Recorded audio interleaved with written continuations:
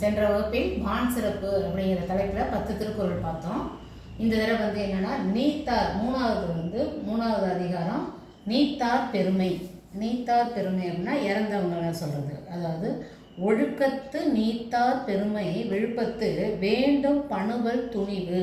அப்படின்னா ஒழுக்கத்தை, அதாவது ஒழுக்கமாக இருந்து அவங்க பற்றெல்லாம், அதாவது ஆசைகள்லாம் விட்டுட்டு இருந்தவங்களோட பெருமையை சொல்கிறது என்னென்னா, அதுதான் கடைசியில் எண்ணத்தில் வருதுன்னா புக்கில் வருது, புத்தகத்தில் வருது, அதாவது நூல் முடிவில் வர்றது அப்படின்னு சொல்லியிருக்காங்க. அதான் பணுவல் துணிவு அப்படின்னு சொல்லியிருக்காங்க. அதாவது ஒழுக்கத்து நீத்தார் பெருமை விழுப்பத்து வேண்டும் பணுவல் துணிவு அப்படின்னு திருவள்ளுவர் சொல்லிட்டு போயிருக்காரு.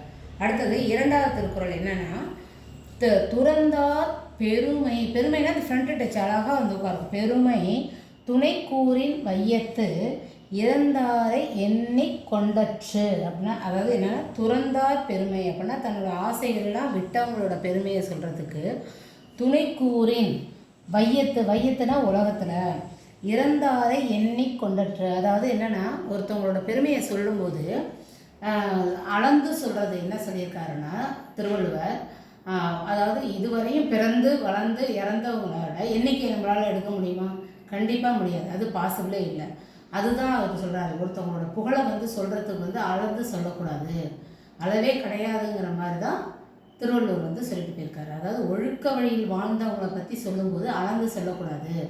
அது சொல்கிறது அப்படி அது எண்ணிக்கை இறந்தவங்களோட எண்ணிக்கை எப்படி கணக்கில் எடுத்துக்க முடியாதோ அதே மாதிரி இந்த பெருமையை அளந்து சொல்லக்கூடாது அப்படின்னு சொல்லியிருக்காரு திருவள்ளுவர். வாழ்க வளமுடன்.